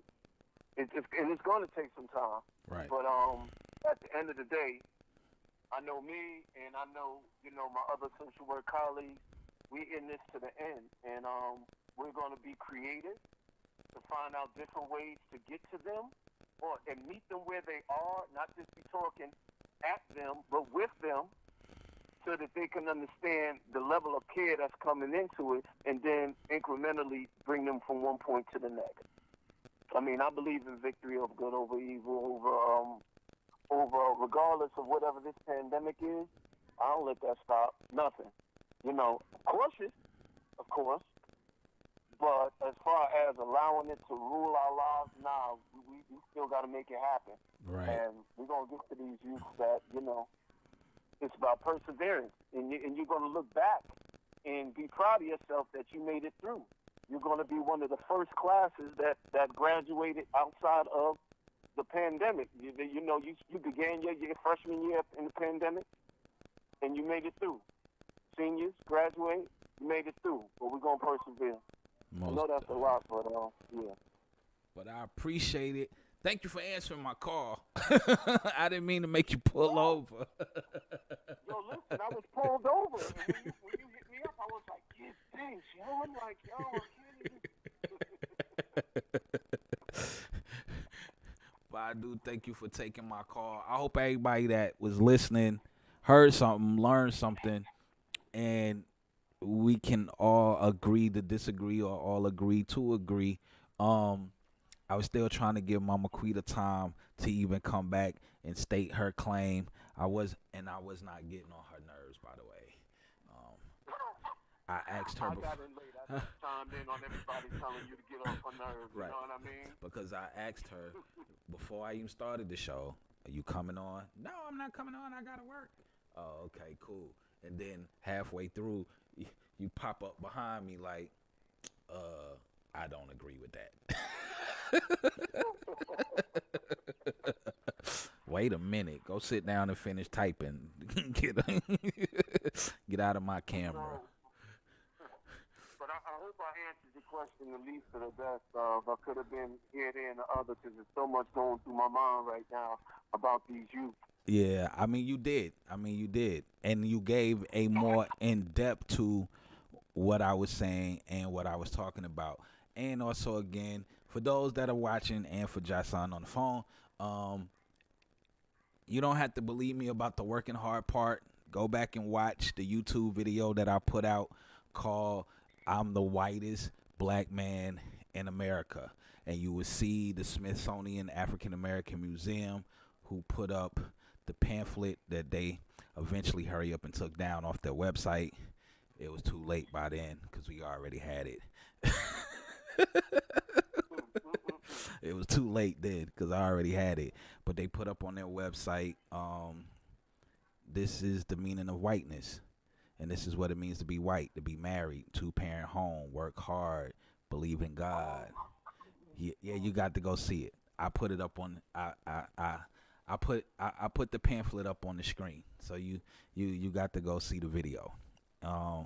Matter of fact, if I find it, I'll send you the link just in case you forget. So what I'm going to do right now, ladies and gentlemen, is thank you, cuz she said it was a great dialogue. We're going to take a break, and I'll be back. We got to pray for our children. For real. So we'll be back with more of the Wake Bacon Coffee Morning Show right after this. What is your problem with a black man eating a hot? Can I get an amen? Calm down. Kind of prejudice right now. If the word says run, I'm calling the police. why you ain't running?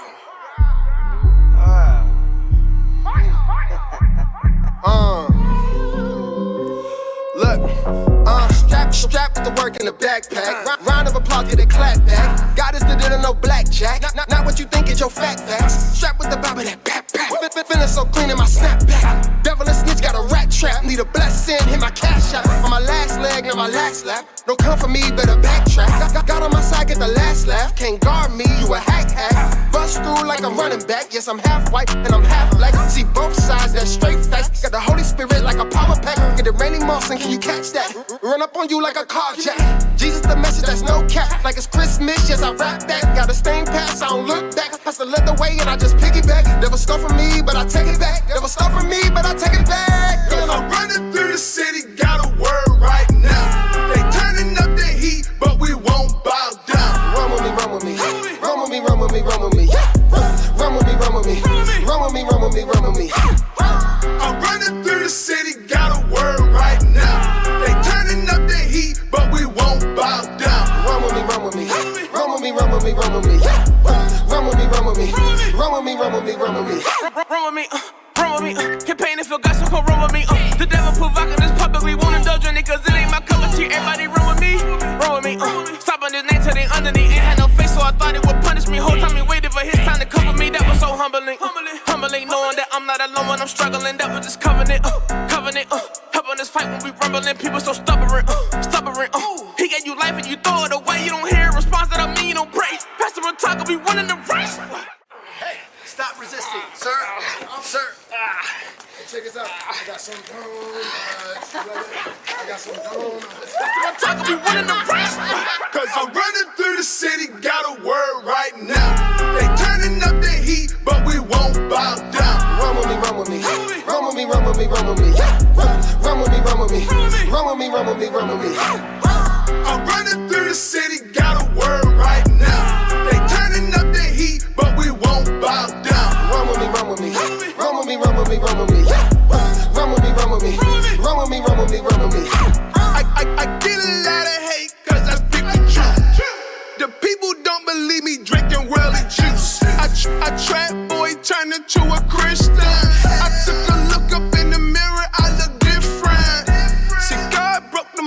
when he made your boy. I get to run around your city going crazy for him. I'm cooking in the pot, add some spices to him.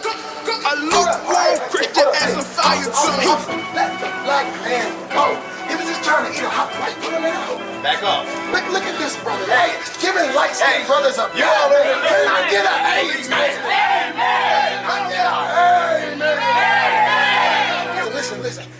I recorded the whole thing.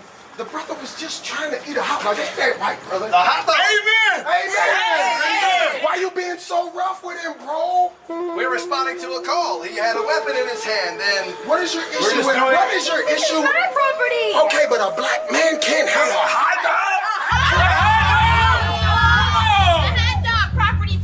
Why you being so rough with him? Why you being so rough with the man? Tiffany Taco. Yo, look at this. What are those? He get it, I got it, I'm straight, can't stop it. He get it, I got it, I'm straight, I got it. I used to run around my city with that body, man. Now I'm coming through your city with that body, man. Cause I'm running through the city, got a word right now. They turning up the heat, but we won't bow down. Run with me, run with me, run with me, run with me, run with me, run with me, run with me, run with me, run with me, run with me.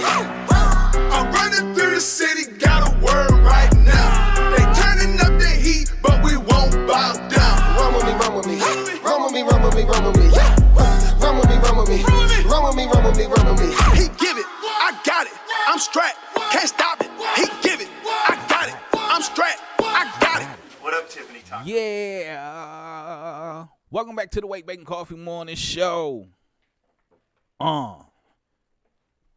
Yeah. But Miss Margot, no, I called Jason myself. We are going to get a new number for the show so we can have open dialogue for people to call in.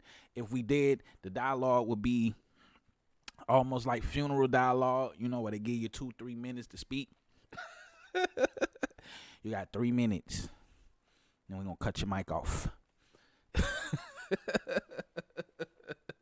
You got 3 minutes. 3 minutes to speak. And then we're going to cut you off. Get to your point. Right. So, man, I do thank y'all for coming in. I was trying to slow it down and wait for Mama Quita to get back on. But it looked like they having fun on their meeting. So it looked like she still might be there even after the show goes off. But I do hope Josh's son did go a little deeper and give you a little bit more in depth of what was said and how the fear of failure with the sense of entitlement has now plagued our youth. It is now plaguing our society.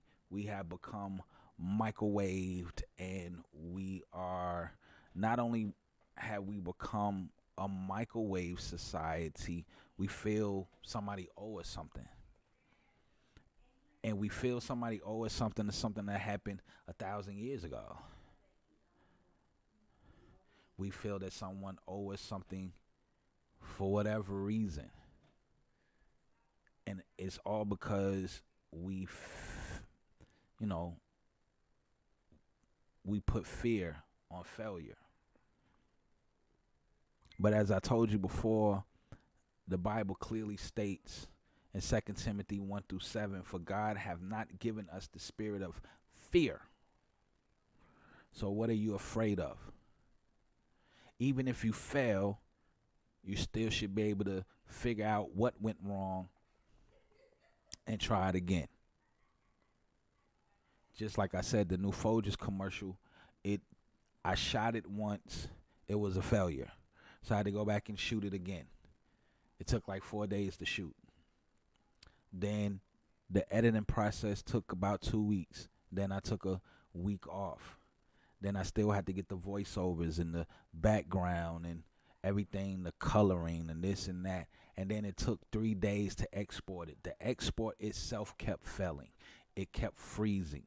And then as it kept doing that, I kept trying to figure out ways to make it work. Because I refuse to allow the failure to stop me Because for God has not given us the spirit of fear, but of power and of love and of a sound mind.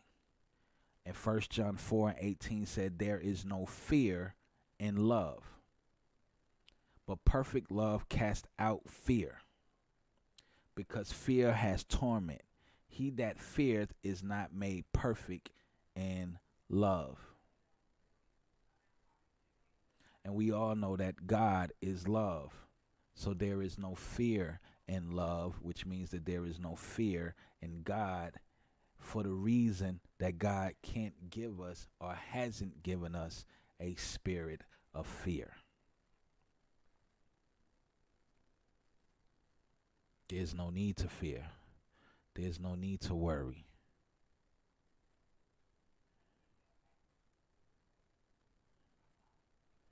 Because through Christ Jesus, we can do all things. All things are made possible through Christ Jesus, which strengthen us.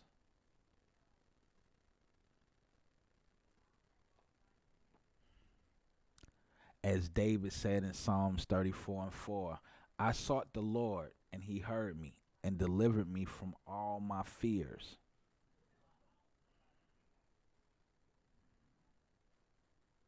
So you can be delivered from your fear of failure.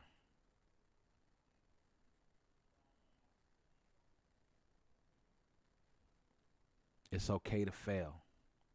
And it's okay for our children to understand failure. Stop doing your children's homework. Stop giving them everything. Some things are required to work for. For a man don't work, don't eat. It's okay to make them work for what they want. I hear a lot of parents say, I always want to give my children what I didn't have. A lot of us didn't have a father in the house. Are you giving them that? A lot of us didn't have Jesus in the house. Are you giving them that? A lot of them didn't have encouragement to be pushed in what it is that they truly wanted to do in life. Are you giving them that? Are you giving them the necessary tools they need to survive in this world? Are you giving them that? Are you giving them a true sense of love?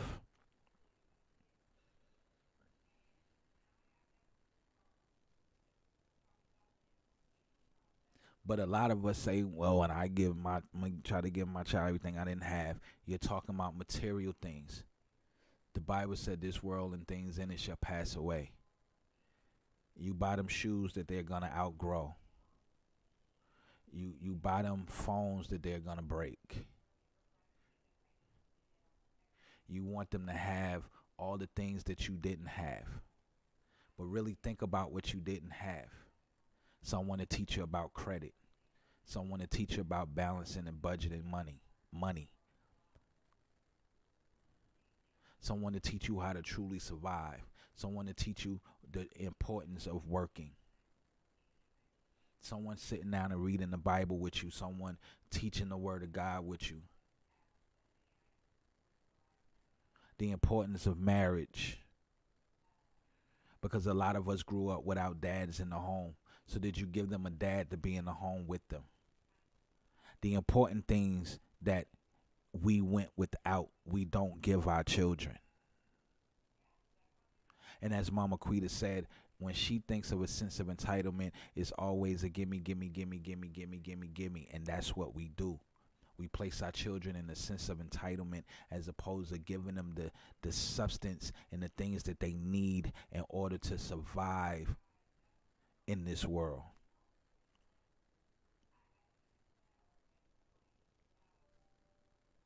We take away their freedom to fail. We take away the complete understanding of what failure is and what it really means.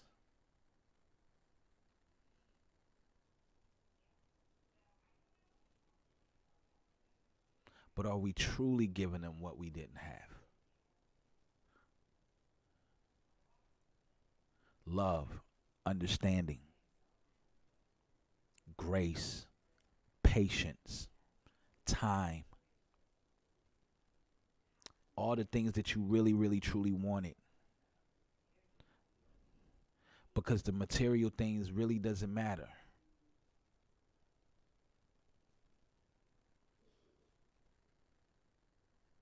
Because material will eventually disappear.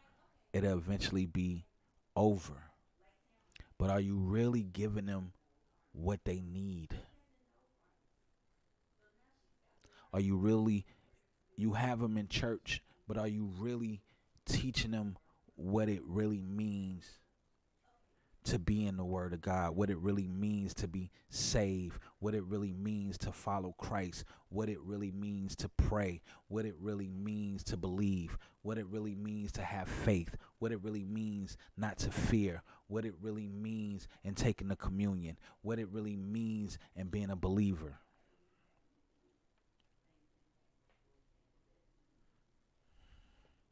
Are you really giving them the things that you didn't have? Or are you crippling them with the fear of failure and giving them a sense of entitlement?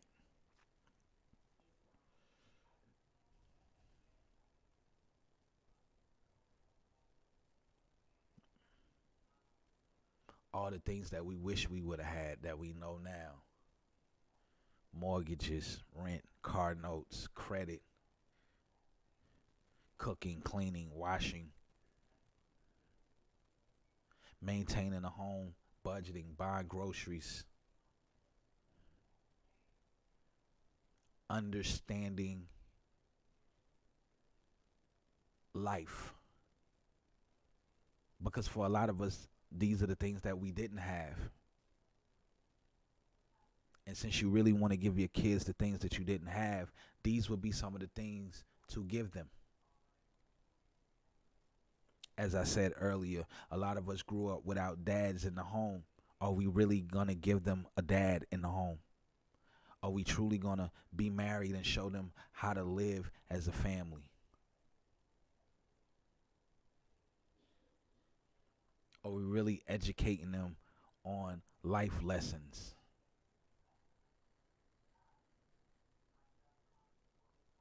Or we just all talk and no play?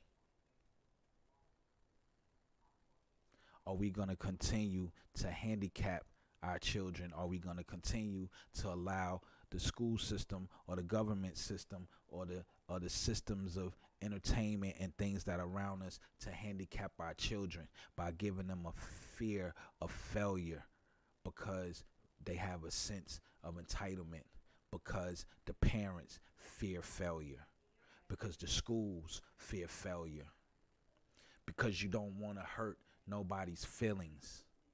Everybody is a winner. Everybody is not a winner.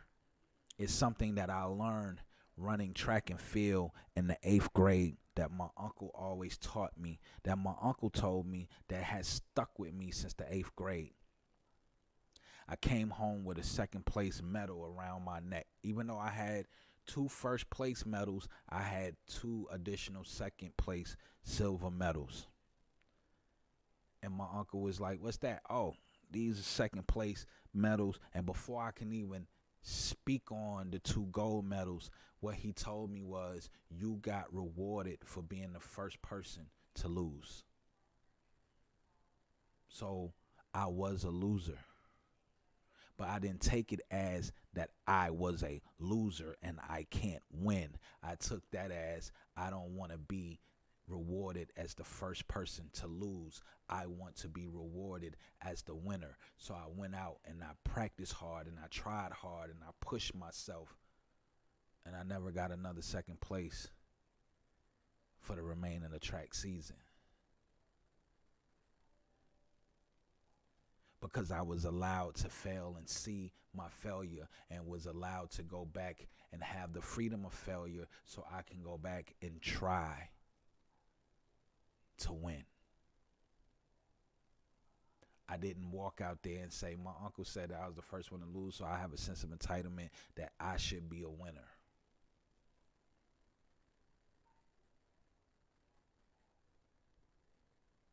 we're crippling our children. However, what they are being taught is to prepare them for this fake utopia world of the Antichrist. If you really want to get real deep and down into it, we are preparing them to accept the Antichrist. We are preparing them for a utopia world where everybody can be free. You can do what you want to do as thou wilt, and all of this other foolishness. Nobody get left behind. Oh, you can't hurt anybody's feelings.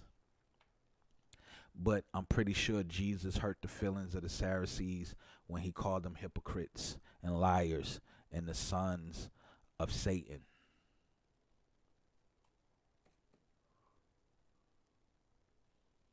I'm sure he hurt their feelings when he went against pretty much everything they said. Every time they tried him, he made them look stupid.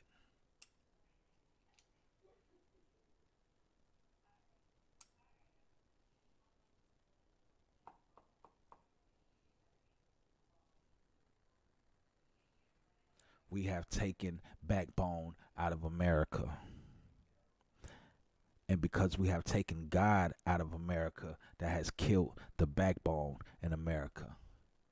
We have become very overly emotional, sensitive people.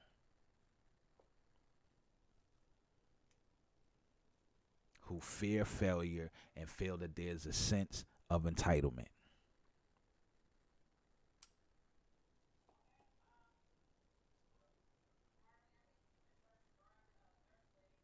It's time to put God back in America. It's time to put Christ back in America. It's time to put God back in the schools. It's time to put God back in the legislation. It's time to put God back into everything that we try to take him out of. So there can be a backbone, some strength, some masculinity, something that will give you oomph.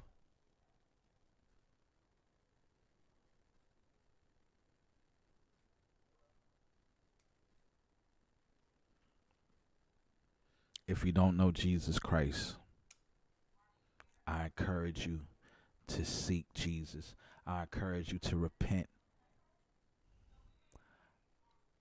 I encourage you to get baptized in the name of Jesus. I encourage you to read the Holy Bible. I encourage you to build up prayer. I encourage you to seek Christ.